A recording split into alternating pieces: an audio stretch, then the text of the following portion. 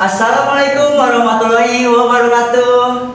Waalaikumsalam warahmatullahi wabarakatuh. Salam Swastiastu, salam nama budaya, salam kebajikan, rahayu.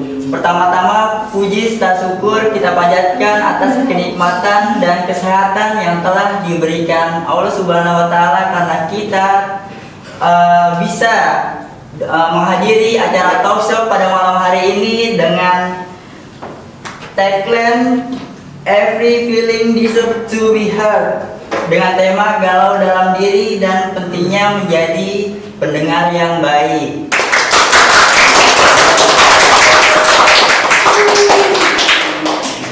Sebelum itu kita akan kedatangan narasumber yang sangat fantastik, bombastik, dan very nice.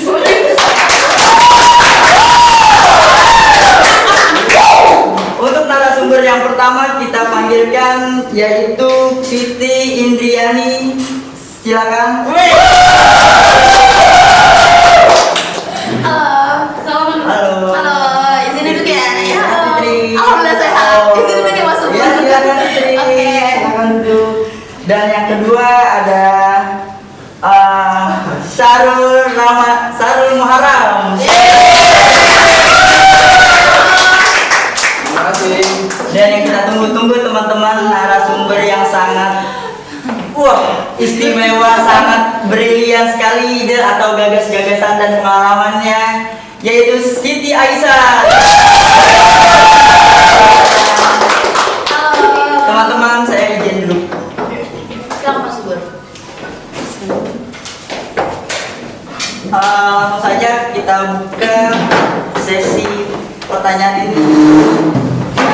Menurut narasumber, apa itu konflik batin dan apa itu keterampilan mendengar? Kita mulai dari narasumber yang pertama, Fitri. Oke, sebelumnya terima kasih kepada Mas Subur udah kasih pertanyaan yang cukup bagus untuk pada malam hari ini. Jadi aku aku bakal ngasih perspektif dari diri aku sendiri. Apa sih konflik batin itu? Kalau konflik batin itu yang aku tahu dan yang aku rasakan itu adalah dimana kondisi ketika di dalam diri kita itu saling tarik menarik. Semisalkan contoh kecilnya kita kan mahasiswa R2 ya, paginya kita kerja, pulangnya sore, terus malamnya kita lanjut kuliah. Nah, dimana kondisi fisik kita itu pasti capek kan, dimana di alam bawah sadar kita tuh pasti mikir kayak aduh pengen istirahat deh, capek, pengen tidur aja. Tapi di sisi lain kita tuh diharuskan untuk mengerjakan tugas yang dimana deadline itu sebentar lagi, dan itu juga sama hal pentingnya dengan kerjaan-kerjaan kita nih yang ada di tempat kerja. Jadi menurut aku itu konflik batin itu wajar banget ya, apalagi kan kita juga manusia nih, kita punya ego. Jadi kalau misalkan konflik batin ini sering muncul tanpa kita sadari, ya udah nggak apa-apa, kita sebisa mungkin kita handle dengan kemampuan kita sendiri, kayak gitu aja sih Mas Pur gitu. Nice. Kalau menurut Mas Arul sendiri itu Oke. bagaimana? Terima kasih. Kalau menurut saya pribadi, kalau konflik batin itu kayak kita misalnya lagi berantem sama diri kita sendiri nih, entah itu memperjuangkan keinginan hati kita atau dari orang tua ya kan, terus misalnya dari tempat kerja juga gimana ya kan, konflik batinnya kan pasti ada aja ya kan. Ada. Jadi gimana ya? Jadi kalau misalkan Intinya, kayak apalagi kita tuh tekanan suka gitu ya kan. Jadi berbeda misalnya pendapat gitu. hati kita pengen apa, cuman kan dari sisi lain kayak orang tua tuh kamu harus gini. Terus di sisi di dunia pekerja kalian tuh harus begini gitu. Jadi harus kayak ya kita harus menyimbangi juga sih di gitu ya. Oh, karena mungkin karena tidak sesuai dengan Ya keinginan hati ya. Jadi kita di batin kita tuh kayak aduh gimana ya kan, kita harus bisa juga ya kan. Cuman ya karena ada tekanan yang lain ya mungkin itu yang bikin konflik batin. Kayak berusaha menyeimbangkan egonya kalinya ya betul. kayak gitu. Dan untuk Kakak Ais nih, Asik. bagaimana menurut pandangan Kakak Ais sendiri? Kalau menurut saya ya, melanjuti statement dari Indri sama Arul, jadi kalau konflik batin itu ya kayak kita perang sama diri kita sendiri, nggak kelihatan, tapi ya mungkin kita bisa nih masih masuk ke kelas, masih activity kayak biasanya, ketawa-ketawa aja, padahal isi kepala kita ini lagi penuh sama sesuatu yang mungkin bikin kita gak nyaman. Dan pentingnya mendengarkan itu ya bukan cuma dari kita mendengarkan kata-kata orang atau kita mendengarkan orang lain bercerita, tapi gimana kita ikut terasa hadir ada di situ. Jadi meskipun kita cuma mendengarkan atau kita sekedar memberi saran, kehadiran kita tuh terasa ada di sekitar orang tersebut yang memang benar-benar membutuhkan kita untuk didengar gitu loh, membutuhkan kita untuk membutuhkan merasa dihargai. Iya, jadi mereka tuh kayak saya merasa dihargai dengan saya ini didengarkan. Oke, tepuk tangan teman-teman. Nah, mengapa konflik batin itu sering terjadi pada diri kita? Dan kenapa mendengarkan itu penting? Kita langsung saja tanyakan ke Kak Ais. Oke. Kalau konflik batin itu biasanya munculnya karena ini ya, satu tekanan batin, biasanya tekanan dari orang tua, keluarga, tekanan dari tempat kerja juga bisa, dari atasan, terus juga harapan-harapan yang mungkin sebenarnya kita berusaha buat menggapai itu, tapi ya balik lagi tekanan orang tua atau ekspektasi orang tua yang sebenarnya tuh kalian harus menjangkau ini dalam waktu yang segini gitu. Padahal kita aja belum tentu, kita nggak yakin kita bisa mampu untuk mencapai itu. Biasanya kalau konflik batin tuh munculnya karena tekanan-tekanan dari pihak luar dan juga harapan-harapan dari orang lain yang berusaha untuk yang berekspektasi tinggi lah dengan yang kita. mendorong kita gitu. Iya. Nah, terus kalau pentingnya mendengarkan ya kayak yang tadi saya bilang, mendengarkan itu ya penting karena bagi sebagian orang yang nggak punya kemampuan untuk menceritakan sesuatu tuh didengarkan itu tuh mereka merasa kalau mereka tuh dilihat, ya mereka merasa dilihat, mereka merasa dianggap ada, mereka merasa dihargai. Jadi kehadiran kita sebagai pendengar juga sangat penting bagi mereka. Betul. Jadi ya pentingnya mendengarkan itu ya balik lagi orang-orang yang nggak biasa cerita jadi punya kapasitas untuk menceritakan tersebut ya karena kita bisa mendengarkan mereka dengan baik. Bahkan ya kalau misalnya dipendem akan mengalami stres yang berlebihan. Ya itu kalau misalkannya itu kalau tidak disalurkan ke orang yang menurutnya penting gitu. Ya, kalau menurut Indri sendiri bagaimana?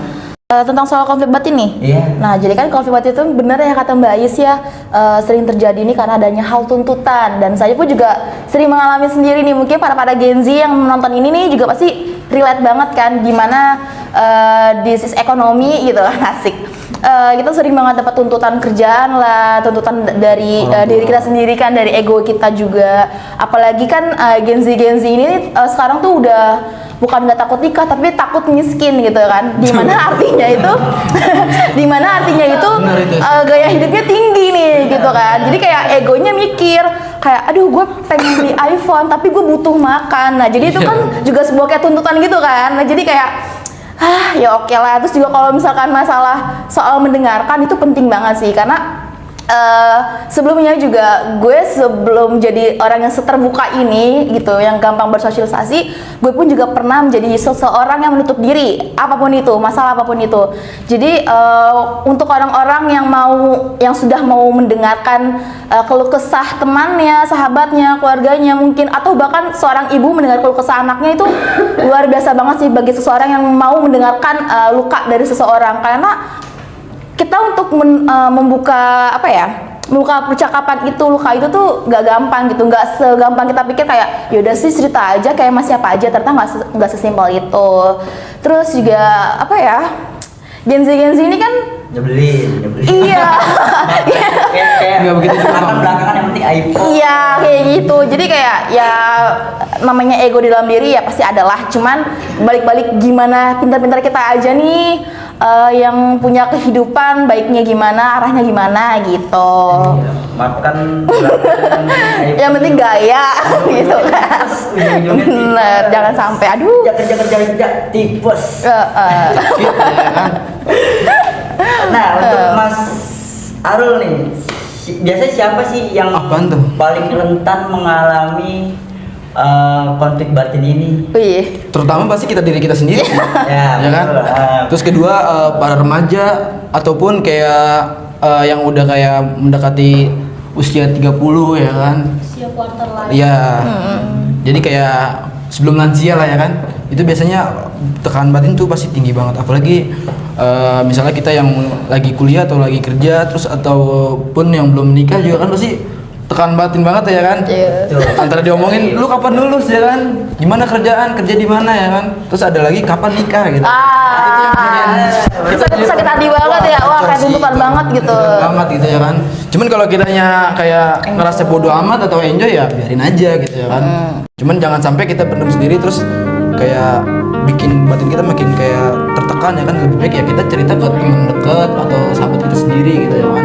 Soalnya kalau didengar itu kan kayak lebih enak gitu ya kan, kayak dihargai gitu.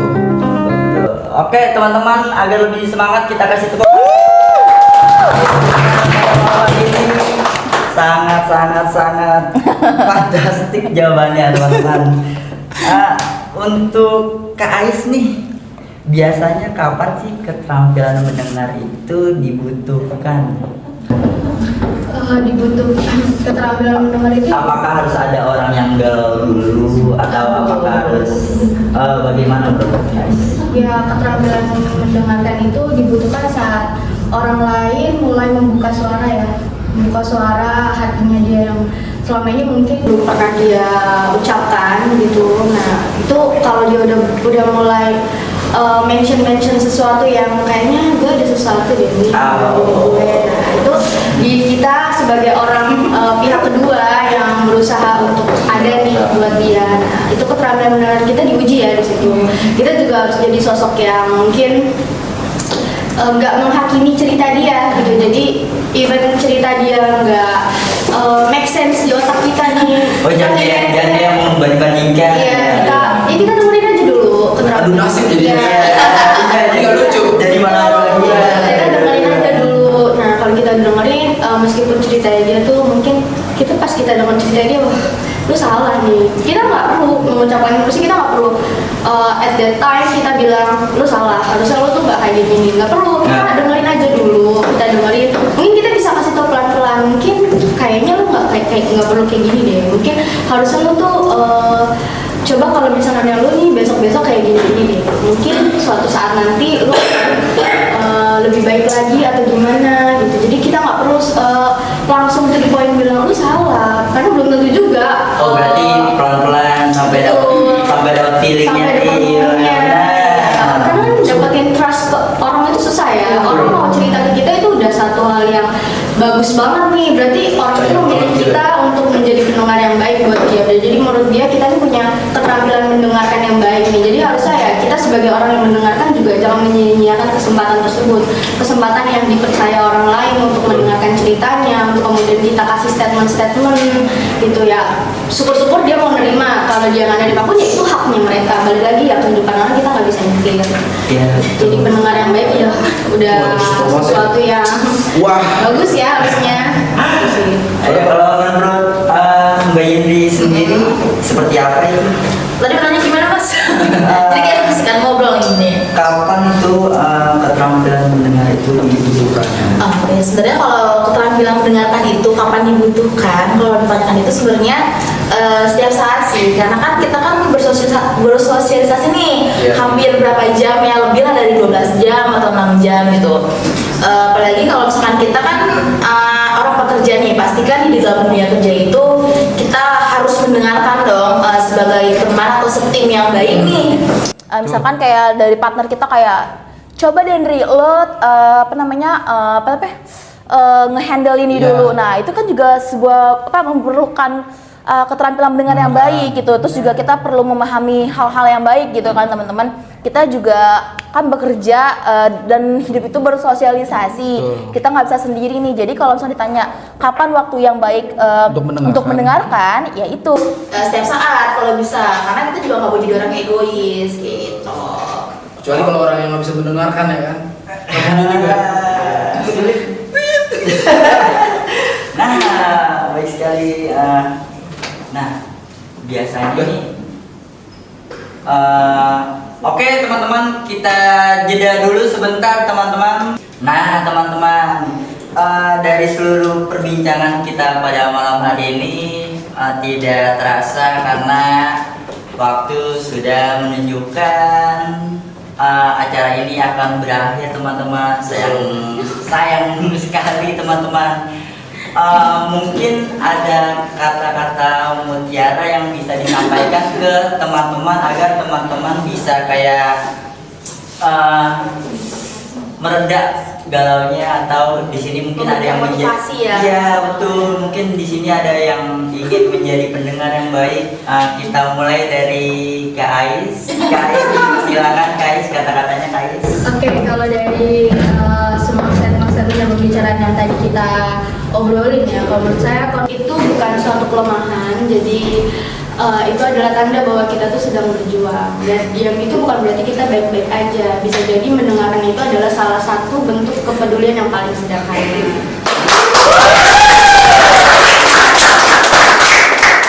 Dan berikutnya nih mungkin ada kata-kata yang fantastis atau membahas untuk mengakhiri acara pada malam hari ini. Kita mulai dari Kang Fitri. Oh, saya. Silakan Kang Fitri. Oke, jadi kata mutiara untuk hari ini adalah singkat saja.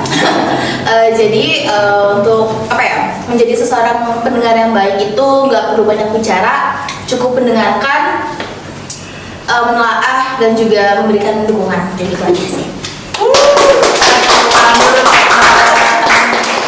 Dan yang terakhir nih biasanya paling Parah ini, paling parah, Dem. paling bombastis, paling mustahil kata-katanya.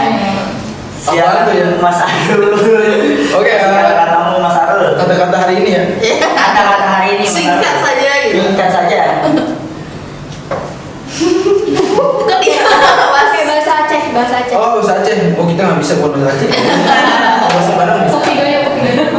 Oh, jadi kata-kata hari ini tetap jadi pendengar yang baik aja. Gitu ya. Ya. Terima kasih. Terima kasih untuk teman-teman yang telah hadir dan setia mendengarkan